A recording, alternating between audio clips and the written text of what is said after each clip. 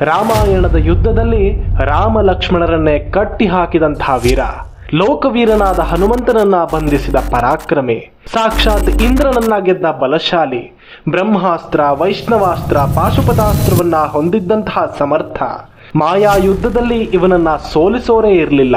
ಅಂಥ ಮಹಾನ್ ಶೂರ ಈತ. ಇವನೇ ರಾಮಾಯಣದಲ್ಲಿ ಅತ್ಯಂತ ಸಾಮರ್ಥ್ಯವನ್ನ ಹೊಂದಿದಂತಹ ಶೂರ ಮೇಘನಾಥ ಅಥವಾ ಇಂದ್ರಜಿತ್.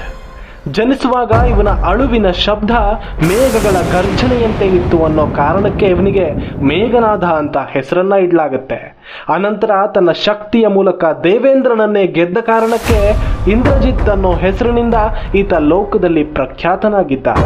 ಬ್ರಹ್ಮನ ಕುರಿತು ತಪಸ್ಸನ್ನ ಮಾಡಿ ಬ್ರಹ್ಮಾಸ್ತ್ರವನ್ನ ಪಡೆದುಕೊಂಡವನು, ಹಾಗೆ ವೈಷ್ಣವಾಸ್ತ್ರವನ್ನ, ಪಾಶುಪತಾಸ್ತ್ರವನ್ನ ಕೂಡ ತನ್ನ ಗುರುಗಳಾದ ಶುಕ್ರಾಚಾರ್ಯರಿಂದ ಪಡೆದುಕೊಂಡಿದ್ದ. ಅಷ್ಟೇ ಅಲ್ಲದೆ ಇವನು ನಿಕುಂಬಿಲಾ ದೇವಿಯ ಪರಮ ಭಕ್ತನಾಗಿದ್ದ. ಯುದ್ಧಕ್ಕಿಂತ ಮುಂಚಿತವಾಗಿ ಈ ನಿಕುಂಬಿಲಾ ಯಾಗವನ್ನ ಸಂಪೂರ್ಣಗೊಳಿಸಿದ್ರೆ ಆ ಯಜ್ಞ ಫಲವಾಗಿ ದಿವ್ಯ ರಥವೊಂದು ಸಿಗ್ತಾ ಇತ್ತು. ಅದನ್ನೇರಿ ಈತ ಯುದ್ಧ ಮಾಡೋದಕ್ಕೆ ನಿಂತರೆ ಅವನನ್ನ ಸೋಲಿಸೋದಕ್ಕೆ ಹರಿಹರ ಬ್ರಹ್ಮಾದಿಗಳಿಗೂ ಸಾಧ್ಯ ಇರಲಿಲ್ಲ. ಅಂಥ ವರವನ್ನ ಈತ ಪಡೆದಿದ್ದ. ಸರಿಯಾಗಿ ಗಮನಿಸಿದ್ರೆ ರಾವಣನ ಬಳಿ ಇದ್ದವರಲ್ಲಿ ಅತ್ಯಂತ ಶಕ್ತಿಶಾಲಿ, ಸಮರ್ಥವಾದಂತಹ ಯೋಧ ಈ ಇಂದ್ರಜಿತ್ ಆಗಿದ್ದ. ರಾವಣನಿಗಿಂತ ಬಲಶಾಲಿಯಾಗಿದ್ದ ಅಂತ ಹೇಳಿದ್ರೆ ಅದು ಅತಿಶಯೋಕ್ತಿಯಾಗೋದಿಲ್ಲ. ಈ ಇಂದ್ರಜಿತ್ ಮಾಡಿದಂತಹ ಯಾವ ಯುದ್ಧದಲ್ಲೂ ಇದುವರೆಗೂ ಸೋಲನ್ನೇ ನೋಡಿರಲಿಲ್ಲ. ಈತ ಜನಿಸಿದ್ದು ಕೂಡ ರಾವಣನ ಹೆಬ್ಬಯಕೆಯಿಂದ. ರಾವಣ ಅರ್ಧ ಬ್ರಾಹ್ಮಣ, ಅರ್ಧ ರಾಕ್ಷಸ ಅನ್ನೋದು ಎಲ್ರಿಗೂ ಗೊತ್ತಿರುವಂತಹ ವಿಷಯ. ರಾವಣನ ತಂದೆ ವಿಶ್ರವಸು, ರಾವಣನ ತಾತ ಪುಲಸ್ತ್ಯ ಮಹರ್ಷಿ, ಪುಲಸ್ತ್ಯನ ತಂದೆ ಸಾಕ್ಷಾತ್ ಸೃಷ್ಟಿಕರ್ತ ಬ್ರಹ್ಮದೇವ.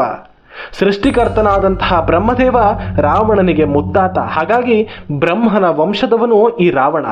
ರಾವಣನ ತಾಯಿ ಕೈಕಸಿ. ಈ ಕೈಕಸಿ ಸುಮಾಲಿ ಮತ್ತು ಕೇತುಮತಿ ಎನ್ನುವಂತಹ ರಾಕ್ಷಸ ದಂಪತಿಗಳ ಮಗಳು. ವಿಶ್ರವಸು ಬ್ರಾಹ್ಮಣ, ಕೈಕಸಿ ರಾಕ್ಷಸ ಕನ್ಯೆ. ಇವರಿಗೆ ಜನಿಸಿದಂತಹ ಮಕ್ಕಳೇ ರಾವಣ, ಕುಂಭಕರ್ಣ, ವಿಭೀಷಣ ಮತ್ತು ಮಗಳು ಶೂರ್ಪನಖಿ.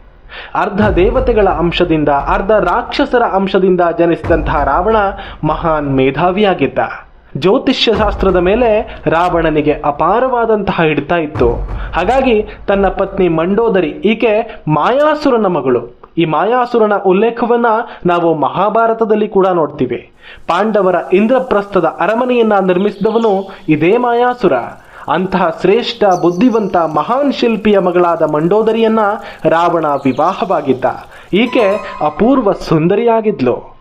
ಹಾಗೆ ತನ್ನ ಪತ್ನಿ ಗರ್ಭಿಣಿಯಾಗಿದ್ದಾಗ ತನಗೆ ಜನಿಸುವ ಮಗ ಅತ್ಯಂತ ಪರಾಕ್ರಮಿಯೂ ಅಜೇಯನೂ ಆಗಬೇಕು ಅನ್ನೋ ಉದ್ದೇಶದಿಂದ ಜ್ಯೋತಿಷ್ಯ ಶಾಸ್ತ್ರದಲ್ಲಿ ಪಂಡಿತನಾದಂತಹ ರಾವಣ ನವಗ್ರಹಗಳನ್ನ ಬಂಧಿಸಿ ತನ್ನ ಆದೇಶಕ್ಕನುಗುಣವಾಗಿ ತನ್ನ ಮಗನ ಜಾತಕವನ್ನ ತಾನೇ ನಿರ್ಧರಿಸಬೇಕು ಅಂತ ತೀರ್ಮಾನಿಸ್ತಾನೆ. ಎಲ್ಲ ನವಗ್ರಹಗಳನ್ನ ಬಂಧಿಸಿ ಅವರನ್ನ ಬಲವಂತವಾಗಿ ತನಗೆ ಬೇಕಾದ ಕಡೆ ನಿಲ್ಲಿಸ್ತಾನೆ.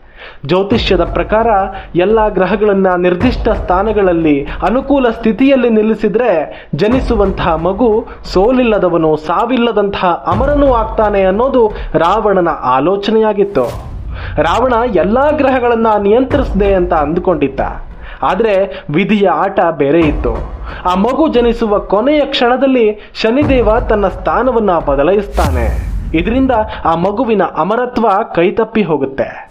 ಆದರೆ ಉಳಿದ ಗ್ರಹಗಳ ಪ್ರಭಾವದಿಂದ ಆ ಮಗು ಅತ್ಯಂತ ಶಕ್ತಿಶಾಲಿಯಾಗ್ತಾನೆ.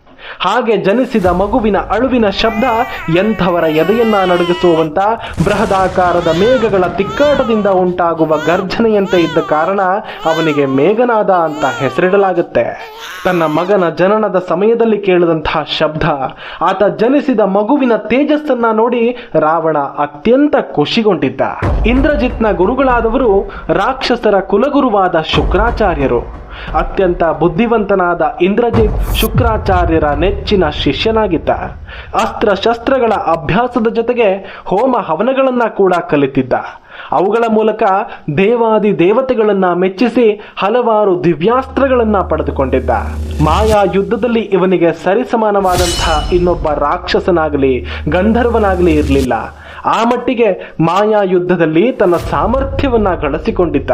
ಇವನು ಒಮ್ಮೆ ಎದುರಾಳಿಯ ಎದುರು ಈ ಮಾಯಾ ಯುದ್ಧವನ್ನ ಪ್ರಾರಂಭಿಸಿದ್ರೆ ಎದುರಿಗಿರುವಂತಹ ವ್ಯಕ್ತಿ ಆಕಾಶದಿಂದ ಸುರಿಯುವ ಮಳೆಯ ರೀತಿಯಲ್ಲಿ ಬಾಣಗಳನ್ನ ಮಾತ್ರ ನೋಡೋದಕ್ಕೆ ಸಾಧ್ಯ ಇತ್ತು. 8 ದಿಕ್ಕುಗಳಿಂದ ಹಾರಿ ಬರುವ ಬಾಣಗಳನ್ನ ಹೊರತುಪಡಿಸಿ ಆ ಬಾಣ ಪ್ರಯೋಗಿಸಿದ ಇಂದ್ರಜಿತ್ ಮಾತ್ರ ಎಲ್ಲಿಯೂ ಕಾಣಿಸ್ತಾ ಇರಲಿಲ್ಲ. ಅಂಥವನ ಮೇಲೆ ಯಾವ ಎದುರಾಳಿ ತಾನೇ ಅದು ಹೇಗೆ ಯುದ್ಧ ಮಾಡೋದಕ್ಕೆ ಸಾಧ್ಯ? ಇದೇ ಮಾಯಾ ಯುದ್ಧವನ್ನ ಆತ ರಾಮ ಲಕ್ಷ್ಮಣರ ವಿರುದ್ಧ ಕೂಡ ಮಾಡಿದ್ದ. ಅಂತಹ ಬಲಶಾಲಿ ಈ ಇಂದ್ರಜಿತ್. ಈತನ ಬಗ್ಗೆ, ರಾಮಾಯಣದ ಅದ್ಭುತ ಯುದ್ಧಗಳ ಬಗ್ಗೆ, ಅತ್ಯದ್ಭುತವಾದಂತಹ ಯೋಧರ ಬಗ್ಗೆ, ರಾಮಾಯಣ ಮತ್ತು ಮಹಾಭಾರತದ ಯೋಧರ ಬಳಿ ಇದ್ದಂತಹ ದಿವ್ಯಾಸ್ತ್ರಗಳು, ಅವುಗಳ ಸಾಮರ್ಥ್ಯ, ಈ ಎಲ್ಲ ವಿಷಯಗಳ ಬಗ್ಗೆ ಇನ್ನಷ್ಟು ಮಾಹಿತಿಯನ್ನ ತಲುಪಿಸೋದೇ ಈ ಕನ್ನಡ ಕದಂಬ ಚಾನೆಲ್ನ ಉದ್ದೇಶ. ಹಾಗಾಗಿ ನಮ್ಮ ಚಾನಲನ್ನು ಸಬ್ಸ್ಕ್ರೈಬ್ ಮಾಡ್ಕೊಳ್ಳಿ. ಹಾಗೆ ನಮ್ಮ ಚಾನಲ್ನ ಹೆಸರನ್ನ ಯಾವಾಗಲೂ ನೆನ್ಪಿಟ್ಕೊಳ್ಳಿ. ಯಾಕಂದ್ರೆ ಇಂತಹ ಸಾವಿರಾರು ವಿಡಿಯೋಗಳು ಇನ್ನು ಮುಂದೆ ನಿಮ್ಮ ಮುಂದೆ ಬರ್ತಾನೆ ಇರುತ್ತೆ. ಇಂದಿನ ಪೀಳಿಗೆ ಇವುಗಳನ್ನು ಯಾವತ್ತಿಗೂ ಮರೆಯಬಾರದು ಅನ್ನೋದು ನಮ್ಮ ಚಾನೆಲ್ನ ಉದ್ದೇಶ. ಜೈ ಶ್ರೀರಾಮ್, ಜೈ ಶ್ರೀಕೃಷ್ಣ.